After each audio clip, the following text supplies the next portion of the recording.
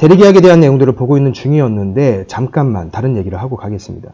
제가 웬만하면 어느 파트 얘기하던 중에 그걸 끊고 중간에 다른 화제로 돌리지는 않는데 이건 너무 화딱지근하고 어이가 없어서 얘기를 안 할 수가 없어요. 얼마 전에 대구에서 대규모 전세 사고가 있었죠. 정말 대규모인데 어제 뉴스를 보니까 또 서울시 강서구에서 대규모 전세 사고가 터졌습니다. 피해자들 보니까 아직 사회 경험이 적은 나이대가 많아요. 이번 일은 대리인에 의한 전세 사기가 아닙니다. 무리한 갭 투자에서 비롯된 사고예요. 물론 갭 투자 자체가 무조건 나쁜 것은 아니지만 이게 변질돼서 현재는 엄청나게 무리한 갭 투자들이 성행합니다. 이를 부추기는 매체들도 많이 보이고요.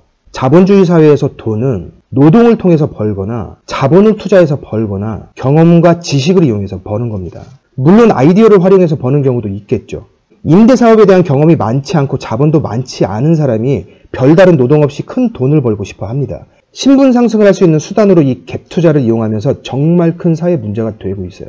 한두 채가 아니라 수십 채까지 늘려나가는 것은 안정적으로 큰 돈을 벌 수 있는 좋은 아이디어도 아닙니다. 폭탄 수십 개를 안고 가는 거예요. 자금 유동성이나 현금 조달 능력이 거의 없는 사람이 이 짓을 하면 경기가 조금만 안 좋거나 부동산 시장이 조금만 안 좋아지거나 뭔가 아주 작은 기폭제 하나만 생겨도 소유자 한 명이 갖고 있는 수십 개의 폭탄이 연쇄적으로 터지면서 주변 사람 다 죽습니다. 혼자만 자폭해서 죽는 게 아니라 애꿎은 사람들까지 폭사해서 같이 죽어나가니까 문제인 거예요. 현재 거기 살고 있는 사람들은 최선순위 임차인 아니면 무조건 피해를 보게 돼 있어요. 최선순위 임차인은 경매 넘어가도 일단 눌러 앉으면 되긴 하는데 다가구 주택에서 갭 투자한 통전세 건물이라면 선순위 근저당이 있다고 봐야 합니다. 최선순위 임차인은 어쩌고 하는 그 논리가 별 의미 없는 거죠. 이 사람들도 결국 원하는 날 이사 못 나가는 것은 물론이고 어떤 식으로든 결국 피해를 보게 됩니다. 그리고 그나마 피해가 적은 최선순위 임차인은 아주 극소수에 불과할 거예요. 사기로 인한 게 아니라 갭으로 인한 거니까 전세금을 다 날리지는 않겠지만 대다수는 경매 과정에서 상당 금액을 날리고 쫓겨날 겁니다. 남들 나이트 가서 놀 때 열심히 일하고 아꼈던 사람이 있다고 칩시다. 돈 없는 사람들이 겉멋만 잔뜩 들어서 카푸어 짓거리하고 비싼 데 가서 비싼 거 시켜놓고 사진 찍고 원래부터 고급스러운 사람이고 태생이 다른 사람인 척하고 있을 때 열심히 일해서 착실하게 아끼고 외식 한 번에 벌벌 떨면서 젊은 나이에 몇 천만 원 모은 사람이 있다고 치자고요. 그 사람한테 그 돈 다 날렸으니까 와이프와 2살 배기 젖먹이 데리고 일단 길거리로 나가라고 한다면 진심으로 안타깝지만 그건 네 사정이라고 한다면 이 사람이 과연 정상적으로 살 수가 있겠습니까? 물론 돈이 정말 많은 집 자식이 처음으로 독립한다니까 부모님이 전세금 7천만 원 뚝딱 해준 사람이거나 돈을 무지하게 잘 벌고 있는 사람이라면 충격이 좀 다를 거예요. 지금 길거리에 나앉게 된 저 100여 세대 중에서는 그렇지 않은 사람이 훨씬 많을 겁니다. 이런 일을 벌여놓고도 우선 임차인들한테 강제로 집 매입하도록 떠넘길 거고 그걸로 감당이 안 되면 일단 잠수 탔다가 시간이 지나면 파산 신청할 거고 시간이 더 지나면 분명히 개인회생 신청 들어가겠죠. 지는 살겠다고. 갭 투자 자체를 비난하는 게 아니라 변질되고 무식하고 무리한 갭 투자를 비난하는 겁니다.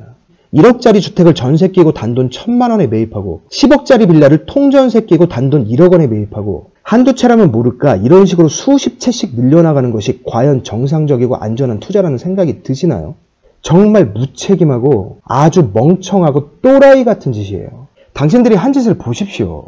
이번 갭 투자로 피해를 보신 분들 보증금 전체는 아니겠지만 일단 최소 1, 2천에서 많게는 4, 5천 이상 날리실 분도 보이는데 잘 처리됐으면 좋겠다고 말을 하고 싶어도 이건 뭐 현행법상 방법이 없어요. 자본주의 사회에서 돈이 충분한 사람이 주택 임대 사업하는 거는 지극히 정상적이죠. 그렇다고 돈이 없는 사람은 주택 사서 집주인 되지 말라고 얘기하는 것도 아닙니다. 그런데 이건 정도가 심해도 너무 심하잖아요.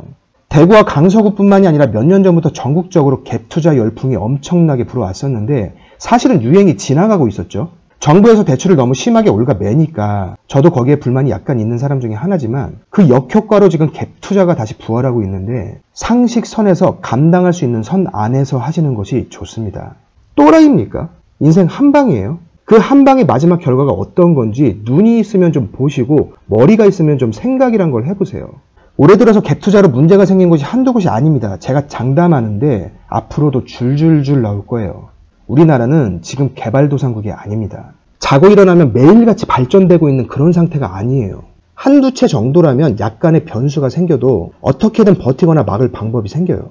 간당간당한 상태로 수십 채씩 늘려나가는 사람들은 지금 같은 시기에는 결국 100% 망합니다. 다시 말씀드리지만 갭 투자 자체가 불법인 것도 아니고 자금이 많지 않은 사람이 건물주가 될 수 있는 방법이기도 해요. 하지만 지금 간당간당 하면서도 뭔가에 취한 듯이 주택수를 계속 늘리고 계신 분들, 지금이라도 정신 차리시고 어떻게든 주택수 줄이십시오. 변수가 생겼을 때 감당할 수 있는 선 안으로.